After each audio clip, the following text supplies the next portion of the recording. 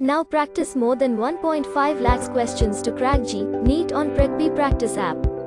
Download now.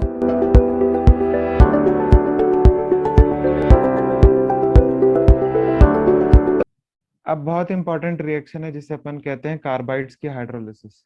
तो hydrolysis में क्या होता है कि अपन लोग H प्लस और OH माइनस ऐड करते हैं। अब बच्चों को ये रिएक्शन याद नहीं रहती है तो अपन कैसे समझेंगे, वो सुनना ध्यान से। तुम बताओ, क्या तुम्हें पता है कैल्शियम में हमेशा +2 फॉर्म में एग्जिस्ट करता है? और अगर Ca+2 है तो मेरे को क्या इस कंपाउंड को न्यूट्रल करने के लिए C2 लेना पड़ेगा। और अब हमारे पास पानी है, पानी में हमारे पास क्या है, H प्लस है और OH माइनस है। तो बताओ क्या OH माइनस इस पॉजिटिव के पास जाएगा और प्लस इस नेगेटिव के पास जाएगा?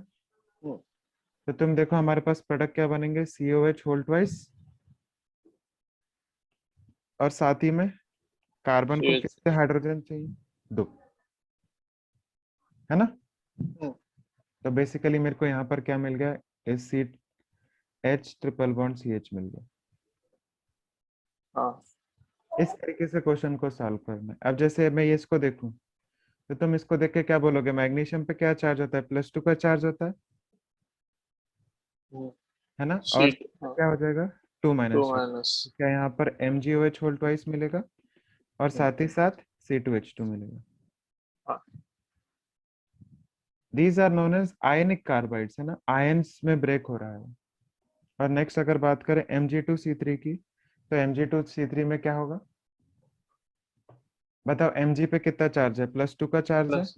पर Mg है कितने, 2 हैं। तो क्या 2Mg+2 लिख लो। कितना चार्ज हो गया, +4 का चार्ज हो गया। और इसको बैलेंस करने के लिए कितना चार्ज चाहिए रहेगा, नेगेटिव -4, है ना। अब तुम देखो मैग्नीशियम को क्या देना है, OH देना है, तो यहाँ पर मिल जाएगा मैग्नीशियम हाइड्रोक्साइड, और साथ में C पे कितने हाइड्रोजन देने पड़ेंगे, 4। तो यहाँ पर हमारे पास जो बेसिकली प्रोडक्ट बना है वो ये बना है, प्रोपाइन। ऊपर क्या बना था, इथाइन, यहाँ पे क्या बना है, प्रोपाइन। आई बात समझ में। तो हाइड्रोलिसिस से भी हम लोग क्या कर सकते हैं, सर पर 3 कार्बन में -4 का चार्ज आएगा कैसे? आएगा कैसे, मतलब ऊपर हम -2 का चार्ज दे रहे थे ना 2 कार्बन पे, हाँ। यहाँ पे 3 पे, तो फिर वैसे देखा जाए तो एक कार्बन पे 3 चार्ज आ गए माइनस के। हाँ।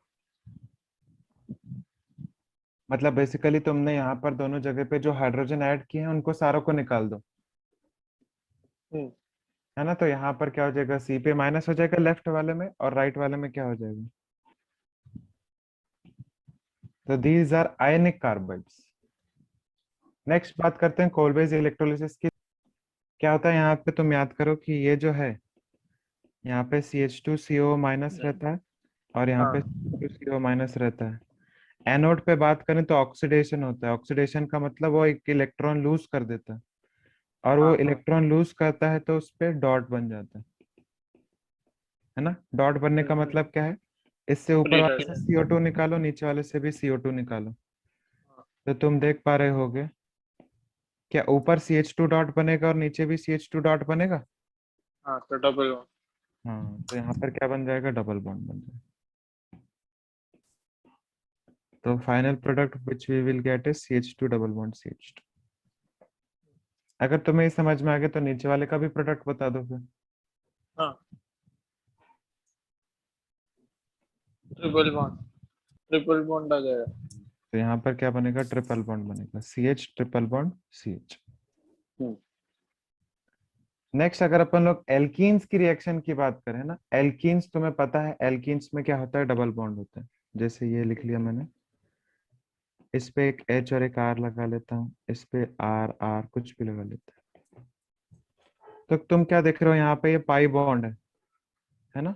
पाई बॉन्ड है मतलब पाई इलेक्ट्रॉन्स है, और ये अगर इलेक्ट्रॉन्स ज्यादा हैं तो ये क्या शो कर सकते हैं, इलेक्ट्रोफिलिक एडिशन रिएक्शन। मतलब एक इलेक्ट्रोफाइल अगर आ गया, लेट अस से E+ आ गया, तो this can act as a nucleophile. Okay है ना। ये E प्लस क्या होता है, इलेक्ट्रोफाइल।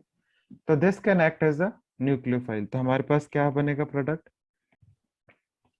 एक पे जैसे डोनेशन अगर मैं दिखाऊं तो ऐसे बोलते हैं कि ये जो डबल बॉन्ड है इसने इसको डोनेट किया, तो दोनों वाले में से जो ज्यादा स्टेबल होगा उस पे हमारे पास एक कार्बोकेटायन बन जाएगा। लेटेस्ट से यहाँ पर क्या तुम देख पा रहे हो मैंने राइट वाले पे ही क्यों बनाया, क्योंकि वहां पे दो आर ग्रुप्स है ना, हाँ आर ग्रुप्स का प्लस आई लग रहा है,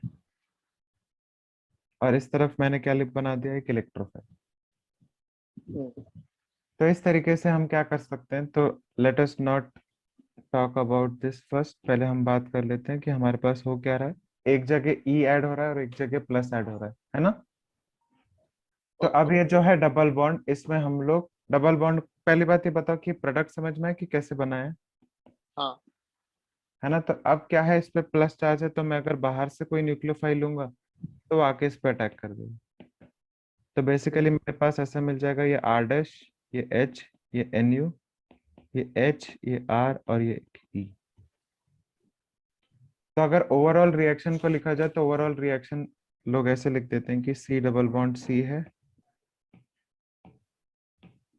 हमारे पास सी डबल बॉन्ड सी है, और सी डबल बॉन्ड सी पे एच है, आर है, कुछ भी है, वो क्या कर सकता है, ई प्लस और एन यू माइनस ऐसे साथ में लिखेंगे, है ना। ई प्लस और एन यू माइनस, फाइनल जो प्रोडक्ट होगा उसमें क्या होगा, एक पे आर, एक पे एन यू लगा दो और एक पे ई लगा दो, यहाँ लगा एन दी। यू एन यू क्या है, मतलब न्यूक्लियोफाइल। ठीक है। हाँ ओके। तो तुम मेरे को ये बताओ कि रिएक्शन जो है वो फास्ट कब होगी, जब ये जो एल्कीन है ये ज्यादा डोनेट कर पाए, है ना। हाँ अगर ये ज्यादा डोनेट कर पाएगी इलेक्ट्रोफाइल को तो रिएक्शन फास्ट होगी। तो क्या मैं बोल सकता हूँ कि reaction will be fast if R R, if, या मैं बोल दूं if electron donating groups are joined to C double bond C, ना। जितने ज्यादा इलेक्ट्रॉन डोनेटिंग ग्रुप्स प्रेजेंट होंगे सी डबल बॉन्ड सी पे उतना ज्यादा क्या होगा, डोनेशन पॉसिबल होगा, रिएक्शन फास्ट होगी, राइट। हाँ फिर मैं तुमसे ये बोलूं कि क्या जितना ज्यादा स्टेबल कार्बोकेटायन होगा, मोर स्टेबल कार्बोकेटायन